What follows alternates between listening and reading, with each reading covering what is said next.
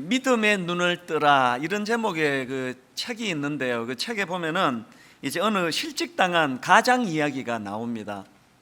이 가장이 이제 실직을 당하고 집으로 터벅터벅 걸어가니 얼마나 그 기운은 없고, 또 이제 장래를 생각하니 이제 앞으로 이거 어떻게 되는 건가, 어떻게 살아야 되나, 그렇게 두렵고 불안한 마음이 가득한 이제 그런 상태였는데, 그렇게 이제 집으로 들어가 현관문을 열고 들어가니까 그 맨날 그렇게 하는 거 아닙니까? 그 아들이라고 그게 마루에서 이제 컴퓨터로 게임을 하고 있는 겁니다.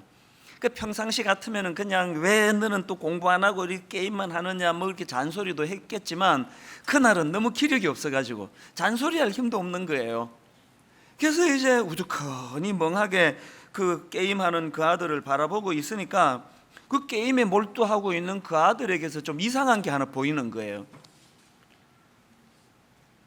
이 게임에 져서 화면에 fail 이런 글자가 나오면 이 아이가 오히려 더 신나하는 거예요. 그래서 이제 그 아버지가 이렇게 물었답니다. 너 fail이 무슨 뜻인지 모르니? 그랬더니 아들이 하는 말이 모르긴요, 실패라는 뜻 아닙니까? 그래서 아버지가 또 이야기했습니다. 그런데 너는 왜 어떻게 그렇게 기뻐하니? 실패라는 말이 무슨 뜻인지 몰라? 그랬더니 그 아들이 하는 말이 이랬습니다. 에이, 아빠도 게임에서 실패란 것은 다시 한 번 더 해보라는 뜻이잖아요. 새로 한 번 더 할 수 있으니까 얼마나 좋은 겁니까? 그 아들의 그 이야기를 듣고는 이 아버지가 깜짝 놀랐다는 거예요. 그리고 그 다음 내용은, 책에 있는 내용을 제가 그대로 읽어드릴게요. 한번 들어보십시오. 아들 녀석을 보면서 아빠는 그만 눈물이 울컥 쏟아졌다. 그래, 내가 나보다 낫구나. 실패란 내 말처럼 끝이란 소리가 아니로구나. 다시 한번 해보라는 뜻이구나. 새롭게 시작하라는 뜻이니 오히려 신나는 일이 맞구나. 아빠는 다시 일어났다. 다른 눈으로 문제를 바라보게 되었기 때문이다. 다른 눈으로 문제를 바라보게 되었기 때문에 다시 일어날 수 있게 됐다는, 그 어떻게 보면 뭐 평범한 이야기지만 제가 이 이야기가 크게 제게 와닿았던 것은 이 글을 읽고 있던 시점 때문입니다. 이 글을 제가 언제 읽었냐 하면, 지난주 말씀드렸듯이 지난 여름에 어느 선교단체 목사가 그 어린 여고생에게 그 성적으로 죄를 짓던, 무려 4년이나 그런 죄를 지었다는 그런 기사를 읽고 제 마음이 무너진 거예요. 이런 식으로 이 목사들의 타락 소식이 끊임없이 전해지다가는 이제 한국 교회는 끝이다, 절망이다. 제가 이렇게 두려운 마음을 갖고 있을 때 그 글을 읽었기 때문에 유난히 그게 더 와닿더라고요. 생각해 보니까 그 글에 나오는 아버지의 생각도 옳은 거 아닙니까? 실직당하고 낙심하고 이제 어떻게, 내 장래는 어떻게 되는 건가, 뭐 먹고 사나, 그런 염려하는 것도 그건 옳은 틀린 생각이 아니지 않습니까? 그런가 하면은 또 그 아들의 시각, 게임에서 fail이라는 단어는 다시 한번 더 해보라는 그런 뜻이라고 이야기하는 그 아들의 시각도 옳은 거 아닙니까?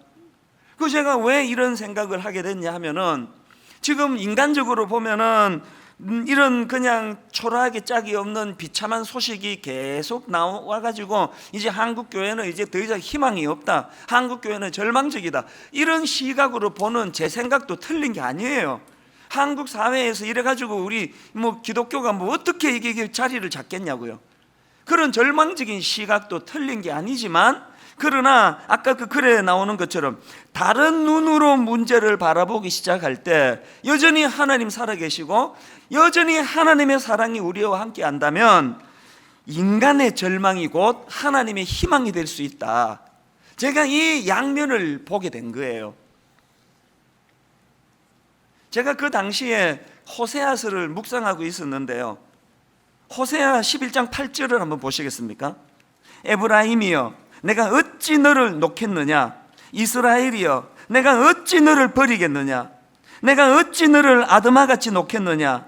어찌 너를 스보임같이 두겠느냐? 내 마음이 내 속에서 돌이키어 나의 긍휼이 어떻다고요? 온전히 불붙듯 하도다. 지금 이 당시에 이스라엘 백성들이 그저 하나님께 순종하고 막 영적인 부흥이 일어나고 그럴 때가 아니에요.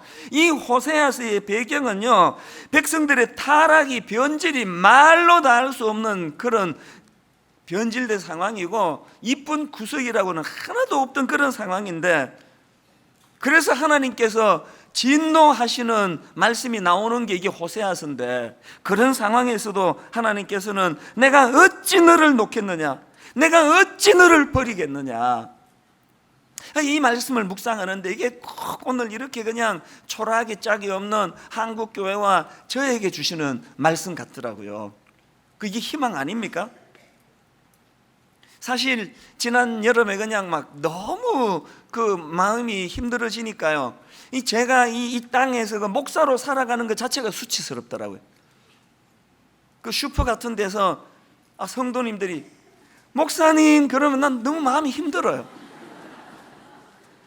그 슈퍼에서 저 보시더라도 할 수 있는 대로 아는 척 하지 말아주시고, 꼭 부르셔야 되면은 김기사 뭐 이렇게 부르시든지, 이건 뭐 농담이지만, 자조 섞인 농담이지만요, 제 아이들에게 지 아버지가 목사라는 것도 내가 미안하고 너무너무 마음이 힘드니까 이 그냥 사표 내고 뭐 이민 가야 되는 건가, 막 이렇게 마음이 힘들 때도요, 저를 지탱하게 만든, 또 저를 또 용기를 준 대상들은요, 여전히 참 힘든 여건 가운데서도 개척교회, 지방의 조그만한 교회, 시골 교회, 그냥 이런 목사들의 비리가 끊임없이 나오지만, 사실은 제가 알기로 너무너무 많은 신실한 소리 없는, 또 이름 없는 그런 목회자들이 많은 거 저 알거든요. 얼마나 신실한 사모님들이 오늘도 눈물로 한국교회에서 기도하는지를 알거든요. 그런 분들이 저에게 얼마나 용기를 줬는지 모릅니다.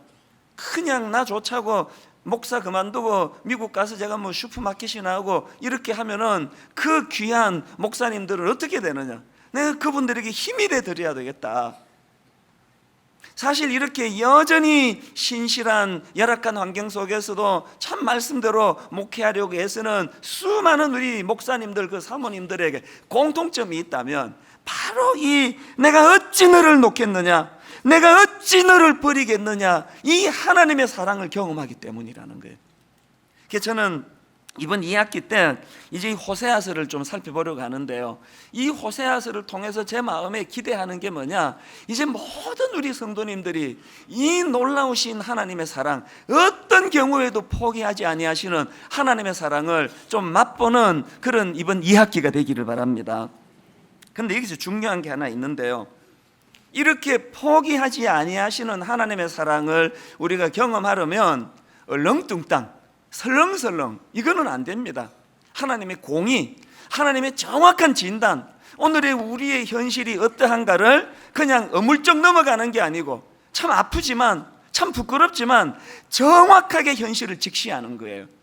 그런 맥락에서 이 호세아서는 그 당시 이스라엘 백성들을 향한 하나님의 진단으로 말씀이 시작되는 게 이 호세아서입니다. 호세아 4장 1절 2절 말씀을 한번 보시겠습니까?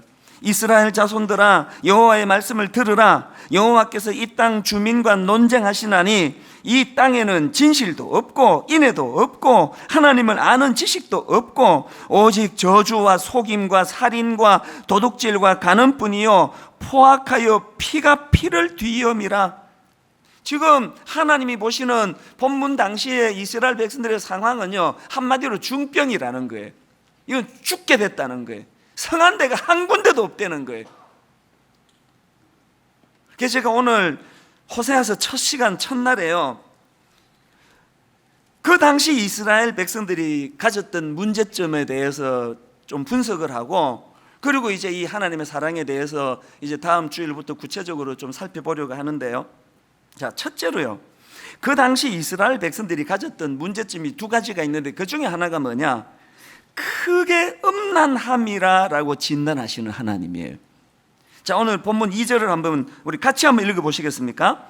여호와께서 처음 호세아에게 말씀하실 때 여호와께서 호세아에게 이르시되 너는 가서 음란한 여자를 맞이하여 음란한 자식을 낳으라. 이 나라가 여호와를 떠나 크게 음란함이니라. 앞에서 말씀드렸듯이 호세아서는 하나님의 정확한 진단으로부터 시작되는 말씀이에요. 하나님이 그 시대 이스라엘 백성들에게 어떤 진단을 내립니까?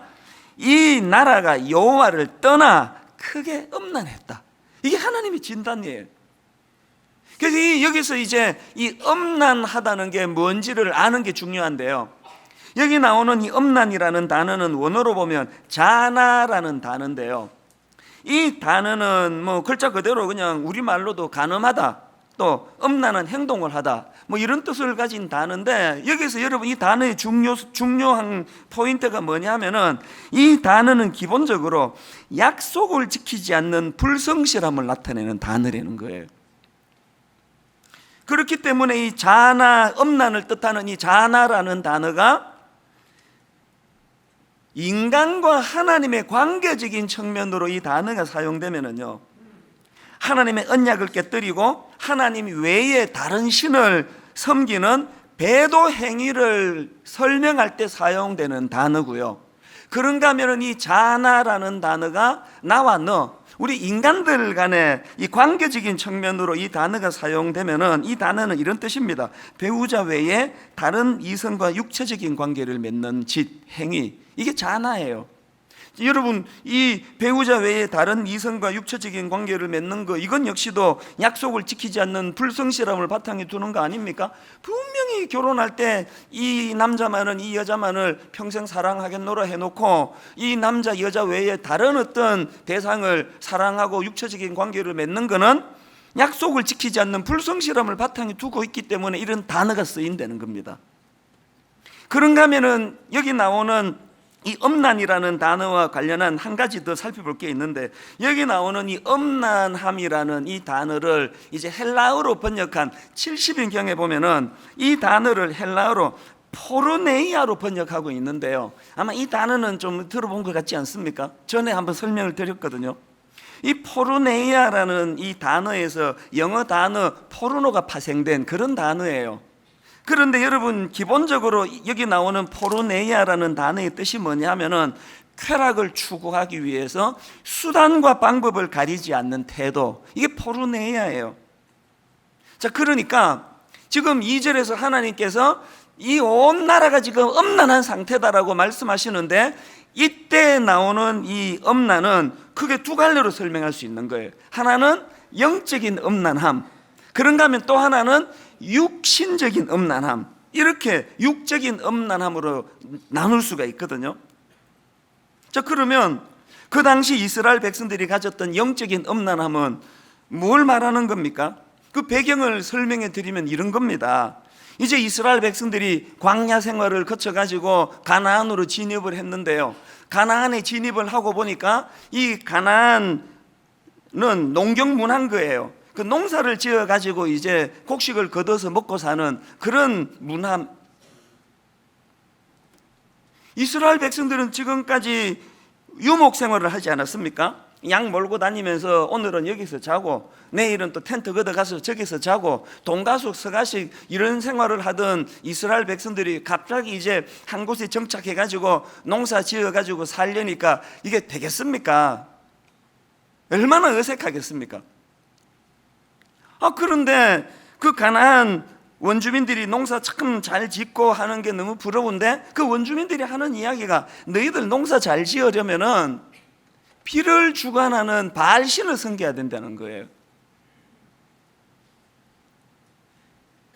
이스라엘 백성들이 한 번도 하나님을 떠난 적이 없습니다. 나는 이제 하나님 안 믿는다, 하나님 난 떠난다, 없었습니다. 하나님 여전히 믿었습니다. 단지 먹고 살아야 되니까 피를 주관한다는데, 그래서 하나님도 여전히 섬기지만 자기 필요에 따라 가지고 그 농사에 필요한 피를 주관하는 바알신도 섬긴 거예요.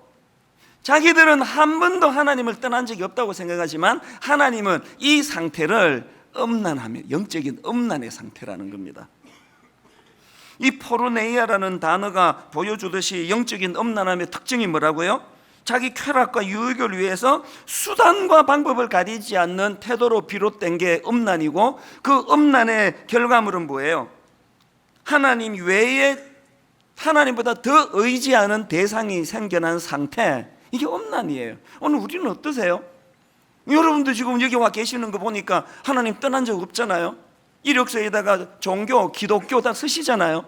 그러나 이 포르네이아라는 단어에 오염이 돼가지고 그저 내가 얻고자 하는 거기에는 수단과 방법을 가리지 않고 그렇게 혈안이 돼 있는 우리의 태도가, 교회는 그냥 형식적으로 왔다 갔다 하지만 사실은 하나님보다 더 의지하는 영적인 발신이 생긴 상태, 이런 상태는 아닙니까?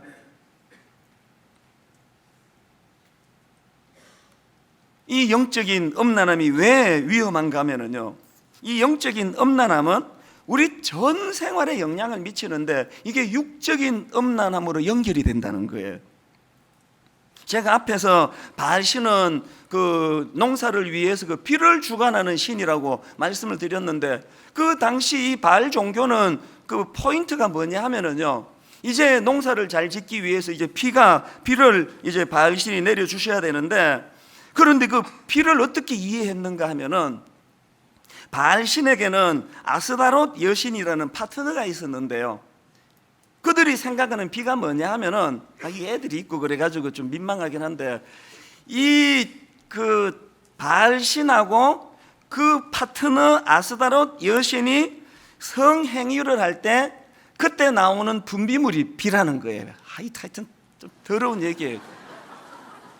그래가지고 그들이 그 행하는 그 제사 제의의식이 뭐냐 하면은요, 그 거룩한 창녀로 불리우던 여사제가 있었는데, 그 여사제가 제단에서 남자들과 이제 성행위를, 이제 이게 의식이에요. 그 남자들과 성행위를 가지면 이제 위에 계신 바알신이 그거 보고 충동이 느껴져 가지고 못 참겠다 그래서 나도 하자. 그래서 이제 그 아스다롯 여신하고 바알신이 성관계를 가지면은 이제 비가 온다. 이게 그들이 믿던 그 신앙의 핵심이에요.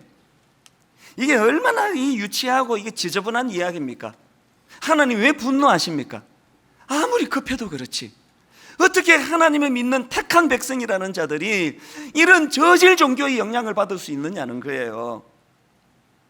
여러분 다 아시지만요, 지금 이 세상에서 통용되고 있는 거의 대부분의 문화는 기본적으로 바로 이 포르네이아를 바탕으로 하는 거 아닙니까?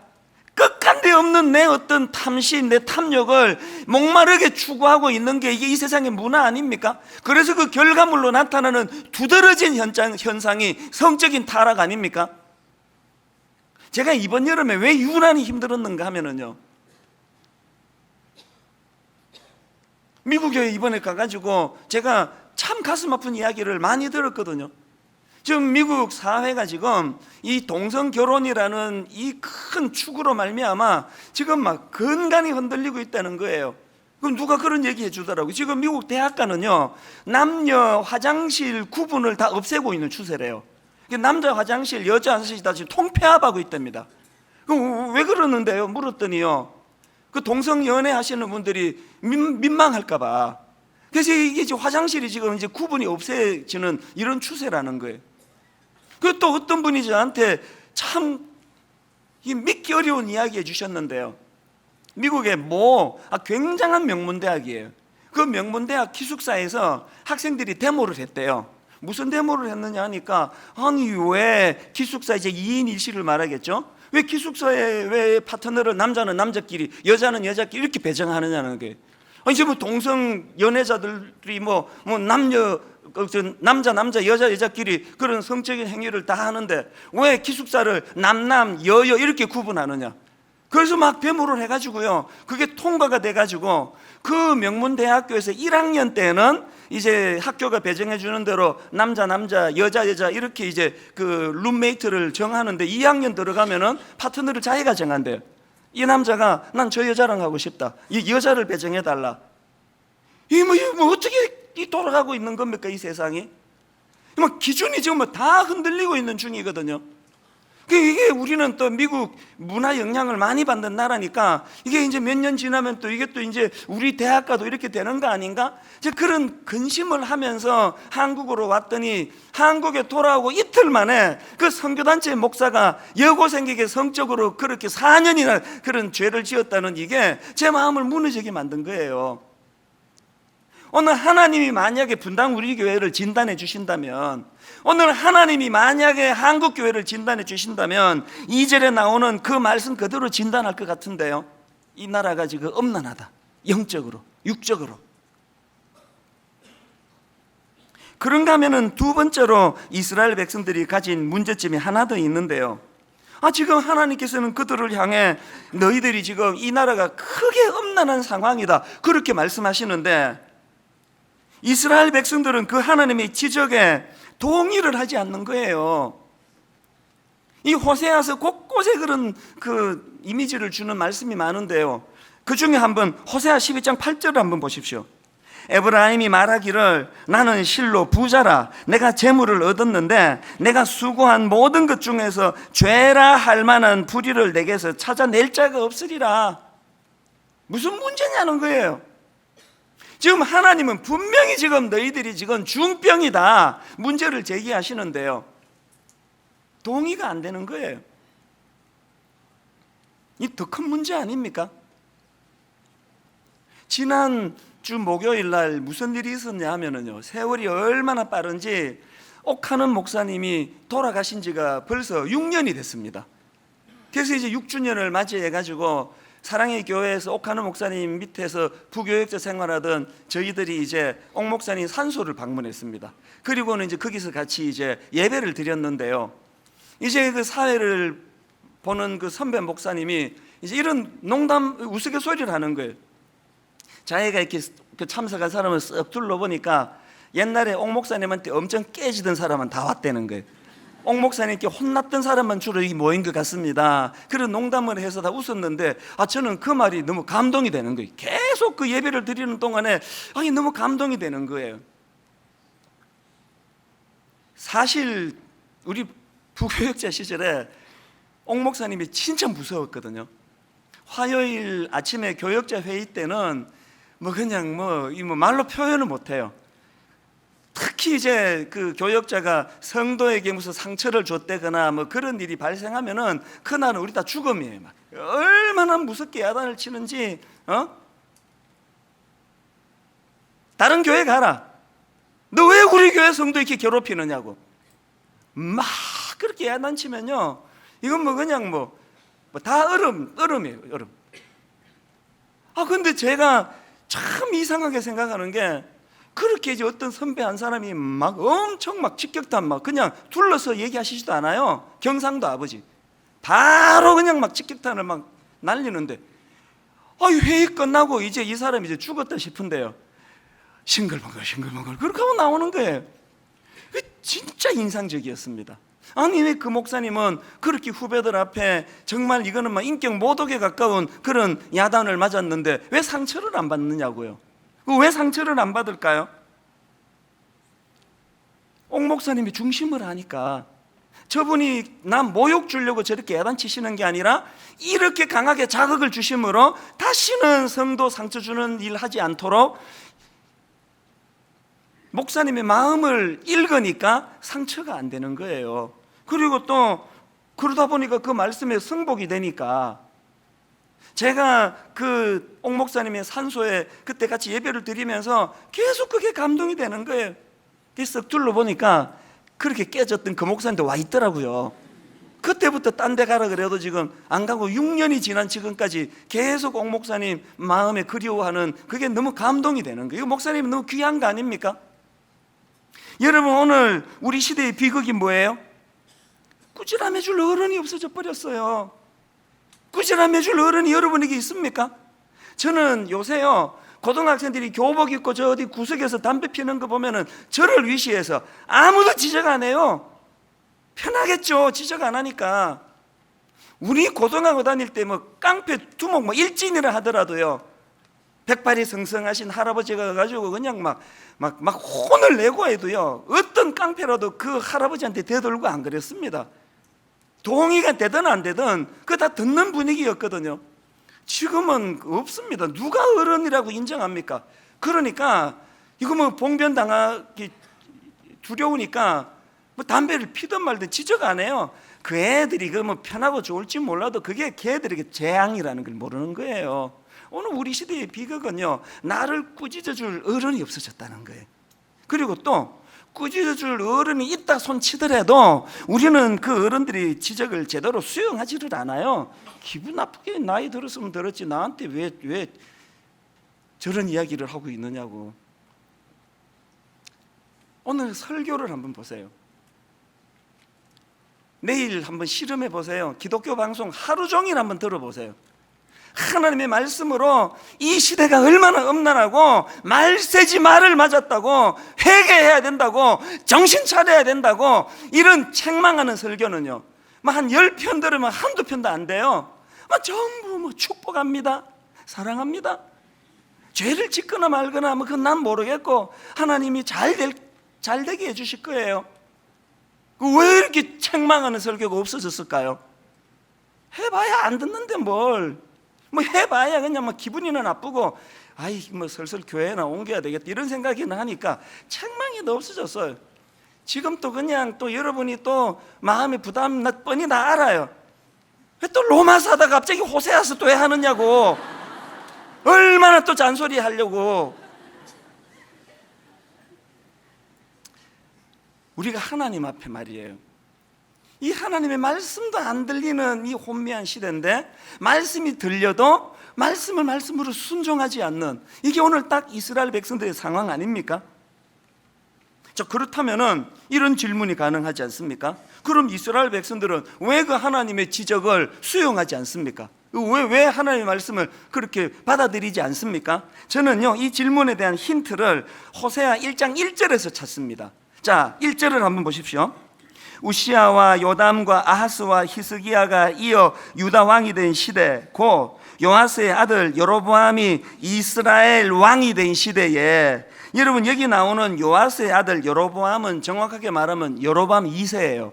제가 자료를 찾아보니까요, 이 여로보암 2세가 나라를 다스리던 그 시대는요, 경제적으로 엄청난 부를 축적하던 때래요.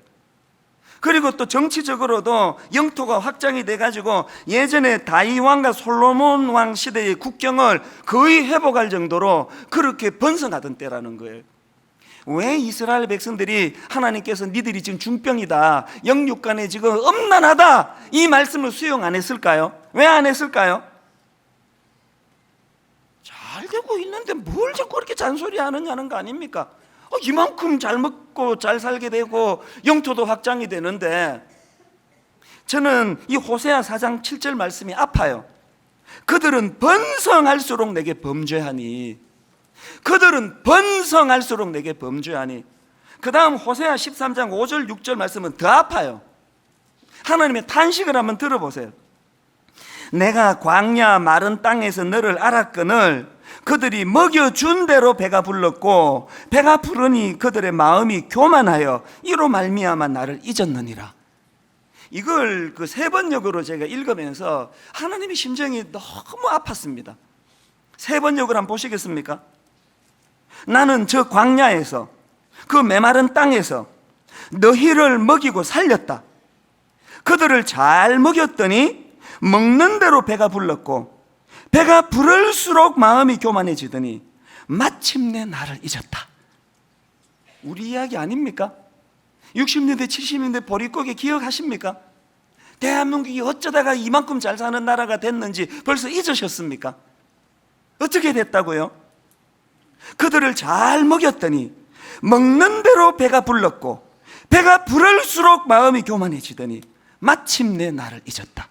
하나님의 존재 자체를 그냥 없는 것처럼 치부하는데 그 하나님의 말씀에 뭘 귀를 기울이겠냐고요. 이게 오늘 우리 아닙니까? 아닙니까?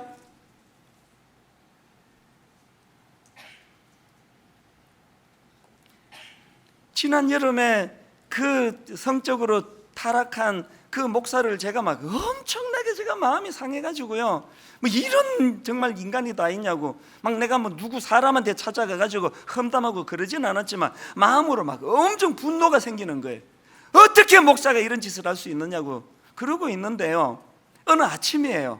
하나님이 저에게 무서운 경고를 주셨어요. 니나 걔나 같은 부주라는 거예요. 이게 말이나 되는 소리입니까? 하나님이 저에게 주신 경고가 뭔지 아십니까? 저는요, 어릴 때부터 막 너무너무 그 남녀 이런 거 막 엄격한 그런 교회에서 자랐거든요. 그리고 이게 중등부 회장 이런 거 할 때 이제 임원회 한다고 중등부실 그 지하실에 있는데 그 남녀 임원이 모여가지고 회의하면은 막 갑자기 또 어른이 돌아가지고 이것들이 어디 컴컴한데 그냥 남녀가 그냥 이렇게 희닥거리고 있느냐고 다 나가라고 막 그런 분위기였습니다. 엄청 반발심이 컸죠. 불 켜놓고 있는데 뭐 그 어두컴컴하기는 뭘, 이 임원회 하는데 무슨 남녀가 희덕거리기는. 어쨌든 제가 그런 분위기 속에서 자라다 보니까요, 저는 이 이성에 대해 가지고 그 억제력이 많아요. 이거는요 믿음이 아니에요. 이건 그렇게 교육을 그렇게 받았기 때문이에요. 그래서 저는 지금도 여성도랑 1대1로 만나면은요 그냥 어색해, 그 자체가. 그냥 뭐 1대1로 뭐 둘이 절대로 내가 식사 같은 거 안 하고 차 같이 안 타는 이유는 제가 거룩하고 순결해서 그런 게 아니고요, 난 그게 어색해요. 더군다나 그 상대방 여자가 막 좀 이쁘기라도 하면은 저는 그날 막 얼음이에요. 그러니까 이런저런 하나님이 아시고 참 우리 교회에 제가 힘들지 않은 외모를 가진 성도들만 보내주신 건 늘 감사합니다. 그 아침에 하나님 제게 주신 경고가 뭔지 아십니까? 네가 그 성적인 죄를 지은 그 목사를 그렇게 비난하고 욕하고 있지만 뿌리를 봐야 되는데 그 뿌리, 세번역 성경 다시 한번 보세요.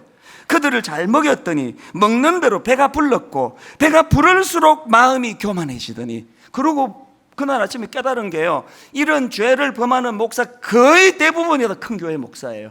배가 불렀다는 거예요. 배가.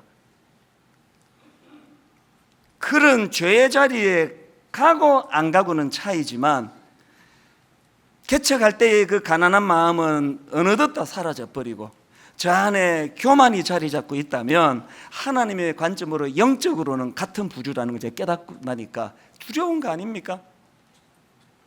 여러분, 병 중에서 가장 심각한 병이 자각증세가 없는 병이라는 거, 저 이거 경험한 사람이에요. 이제 이 문제가 다 해결됐으니까 뭐 오픈할 수 있지만요, 몇 년 전에 병원에 우리 교회에 그 의사 장로님이 계시잖아요. 무슨 그 엑스레이인가 뭔가 뭐 그거를 보시고는 큰일 났다고 막 빨리 오라 그래가지고요, 또 보호자는 같이 오라 그러더라고요. 그 어떻게 된 영문인가 했더니 이 심장으로 연결되는 큰 혈관이 뭐 3갈래가 있는데 그 중에 한 갈래가 혈관이 3분의 2인가가 막혔대요. 제 정상이 무통증 협심증이에요.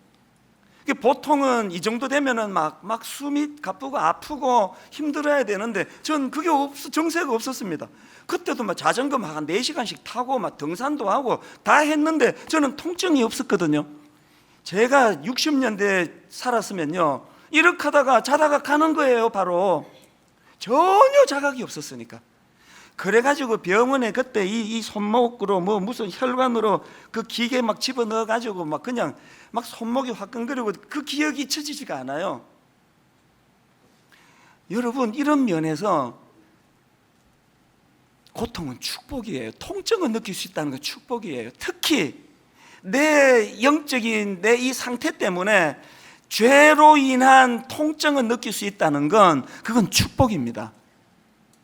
저는 이번 이 호세아서 말씀을 통해서 저와 여러분에게 그동안 우리가 무통증 협심증 정세, 영적으로 그 정세를 알았다면 통증이 있는 협심증이기를 바랍니다.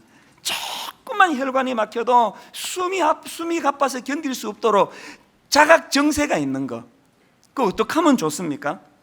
이제 우리가 하나님의 말씀을 묵상해야죠. 말씀을 읽어야죠. 또 설교를 들어야죠. 그리고 말씀을 통해 내 자신을 조명하고 하나님이 저에게 알려주시는 그 말씀대로 어떻게 해야 됩니까? 회개하고 돌이켜야죠. 이 호세아서를 주신 목적이 그거 아닙니까? 호세아 6장 1절 오라, 우리가 여호와께로 돌아가자. 여호와께서 우리를 찢으셨으나 범죄함으로 징계를 받고 가슴이 아프고 마음이 무너지고 어쩔 줄 몰라 하는 초라한 자리에 빠진다 할지라도 오라, 우리가 여호와께로 돌아가자. 여호와께서 찢으셨으나 도로 낫게 하실 것이요 우리를 치셨으나 싸매어 주실 것입니다. 이 확신을 회복하는 게 이게 믿음이에요. 아프지만, 인정 안 하고 싶지만, 하나님, 제가 영적으로 병이 들었습니다. 인정 안 하고 싶지만, 겉으로 보기에 나는 그런 죄 안 지은 것 같은데, 하나님, 내가 교만합니다. 내 마음에 교만이 자리 잡고 있습니다. 결론을 맺으면서 저는 이 설교를 준비하는 내내 상암 경기장에서 그때 옥하느 목사님이 절규하시며 하던 그 설교 말씀이 계속 쟁쟁거리는 거예요. 그때 이미 은퇴하시고 사실은 그 당시로 육신적으로 목사님이 병이 깊은 상태였습니다. 그 70 넘으신 어른이 한국교회를 향해서 두 손을 높이 들고 주여, 한국교회를 살려주옵소서, 한국교회를 살려주옵소서. 그리고는 기도할 때 그 충격적인 한 말씀 기억나시죠? 이놈이 죄인입니다. 이놈이 죄인입니다. 이놈이 한국교회를 망쳐놓은 주범입니다. 오늘 우리 시대에 이런 눈물의 어른이 잘 보이지 않는데요, 옥하는 목사님이 다시 돌아오지 않습니다. 이제 제가, 여러분이 그 역할을 하셔야 돼요. 자꾸 누구 비난하고 탓하는 이것도 필요하지만, 하나님, 이놈이 죄인입니다. 나는 그런 짓 안 한 것처럼 그렇게 하고 그냥 시침이 뚝 따고 살아가지만 내 내면은 하나님이 싫어하시는 교만의 병에 걸려 있습니다. 분당 우리 교회 호세아서 말씀이 선포되는 내내 이 놀라운 은혜와 역사가 있기를 주님 이름으로 축복합니다. 오늘 말씀을 기억하시면서 우리 찬양 같이 부르시면 좋겠습니다. 주 나의 모습 보네. 어떤 모습입니까? 상한 나의 마음 보시네. 세상 소망 다 사라져가도 주의 사랑은 끝이 없나니 살아가는 이 모든 순간 주 은혜임을 나는 믿네. 우리 가사를 생각하시면서 아픈 우리의 마음을 하나님 앞에 정직하게 드러내면서 우리 함께 같이 찬양하기 원합니다. 이렇게 찬양합니다. 주 나의 모습 보네. 주 나의 모습 보네. 어떤 모습입니까? 상한 나의 마음 보시네. 주 나의 눈물 안에 홀로 울던 마음 아시네. 초라한 우리 인생 가운데 주 사랑 내게 있네.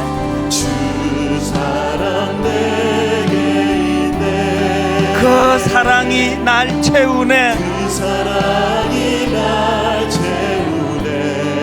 주 은혜 내게 있네. 그 은혜로 날 세우네. 오늘 호세아서와 같은 그 상황 속에서도 세상 소망 다 사라져가도 주의 사랑은 끝이 없으니 살아가는 이 모든 순간이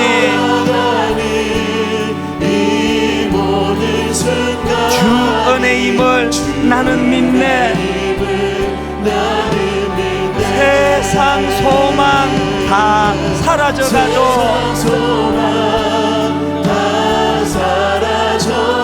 주의 사랑은 끝이 없으니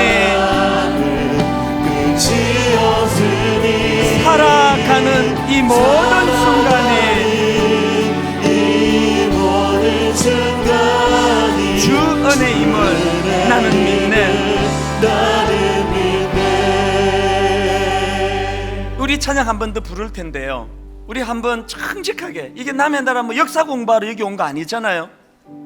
하나님이 그 당시 이스라엘 백성들을 너는 중병이다, 너 지금 몸은 하나님 믿는다고 그러고 있지만 네 어떤 그 탐심 탐욕 때문에 바알신에게 지금 노출되어 있다. 그리고 그 바알신의 영향으로 네가 엄난하다, 영육간에 네가 엄난하다, 그렇게 지적하실 때 아니라고, 난 그런 저 청소년 그 사역자처럼 난 그런 짓 한 적 없다고 이렇게 부인하는 게 아니라, 하나님, 행위적으로는 잘 모르겠습니다만 맞습니다, 저는 교만합니다. 하나님께서 저에게 이렇게 은혜로 인도해 주셨는데 저는 이걸 교만으로 바꿔버렸습니다. 이 고백이 필요하다는, 이 고백이. 여러분, 이 말씀을 기억하시면서 우리 한번 후렴부터 다시 찬양할 때, 하나님, 그 거짓 소망으로 그냥 경제적으로도 풍성하고 땅은 점점 그냥 확장돼 가고 거짓 소망으로 자기를 속이는 게 아니라 겉으로는 세상 소망 다 사라져가는 것 같은데 그럴수록 드러나는 것, 주의 사랑은 끝이 없나니. 이런 그냥 배은망덕한 이스라엘 백성들을 향해서도 여전히 내가 어찌 너를 버리겠느냐, 내가 어찌 너를 버리겠느냐, 이 사랑의 감격을 아십니까? 이걸 마음에 담고 우리 후렴같이 찬양하기 원합니다. 이렇게 노래합니다. 세상 소망 다 사라져가도, 세상 소망 다 사라져가도 주의 사랑은 끝이 없으니. 여러분이 감격, 살아가는 이 모든 순간이 주 은혜임을 나는 믿네. 은혜입니다. 십자가입니다. 세상 소망 다 사라져가도 거짓 소망에 속지 않습니다. 주의 사랑은 끝이 없으니 살아가는 이 모든 순간이 주 은혜임을 나는 믿네. 이 감격, 할렐루야, 찬양하세. 내 모든 죄 사함받고 주 예수와 동행하니. 이렇게 고백하시겠습니까? 그 어디나 하늘나라. 할렐루야, 찬양하세.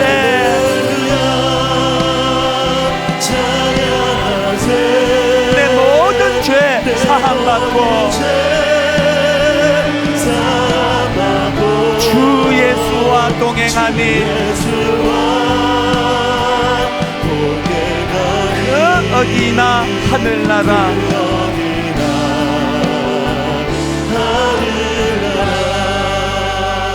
살아계신 하나님 아버지, 참으로 참담하고 부끄러운 여름을 거쳐 이 자리에 섰습니다. 종이 목회할 자신도 없고 이제 한국교회는 이제 희망 없다, 끝이다, 이런 비관적인 생각으로 억눌려 있었는데 하나님의 시각으로 다시 이 현실을 바라다 보니 내가 어찌 너희들을 버리겠느냐, 내가 어찌 너를 버리겠느냐, 이 하나님의 사랑의 눈으로 바라볼 때 다시 한번 용기가 생깁니다. 하나님, 만신창이가 된 오늘날의 교회의 현실이지만 다시 한번 힘을 얻습니다. 은혜의 자리로 나가기 원합니다. 우리의 교만을 정직하게 시인합니다. 우리의 교만을 꺾어달라고 주님께 기도합니다. 다시 한번 은혜의 자리로 나아가 내가 아니요 오직 그리스도의 십자가 예수 그리스도의 은혜임을 입술로 고백하며 회복하는 저희들이 되게 하여 주시옵소서. 인도해 주심을 감사드리옵고 예수님 이름으로 기도드립니다. 아멘. 우리 다 자리에서 일어나셔서 336번 찬양입니다. 아버지 사랑 내가 노래해. 주님의 그 사랑을 이렇게 노래합니다. 아버지 사랑 내가 노래해. 아버지 은혜 내가 노래해. 여러분 그 사랑을 아십니까? 그 사랑 변함없으신 거짓없으신 성실하신 그 사랑, 상한 갈 때 꺾지 않으시는, 범죄함으로 꺼져가는 등불 끄지 않는 그 사랑, 변함없으신 거짓없으신 성실하신 그 사랑. 여러분이 사랑을 노래합니다. 사랑, 그 사랑, 날 위해 죽으신, 날 위해 다시 사신 예수 그리스도 다시 오실 그 사랑. 죽음도 생명도 천사도 하늘의 어떤 권세도 끊을 수 없는 영원한 그 사랑, 예수. 아버지 사랑 내가 노래해. 절망 가운데도 아버지 은혜 내가 노래해. 여러분 그 사랑을 아십니까? 그 사랑, 변함없으신 거짓없으신 성실하신 그 사랑. 초라하기 짝이 없는 상태, 상한 갈 때 꺾지 않으시는, 꺼져가는 등불 끄지 않는 그 사랑, 변함없으신 거짓없으신 성실하신 그 사랑. 이렇게 선포합니다. 사랑, 그 사랑, 날 위해 죽으신, 날 위해 다시 사신 다시 오신 그 사랑. 생명도 천사도 하늘의 어떤 권세도 끊을 수 없는 영원한 그 사랑, 예수.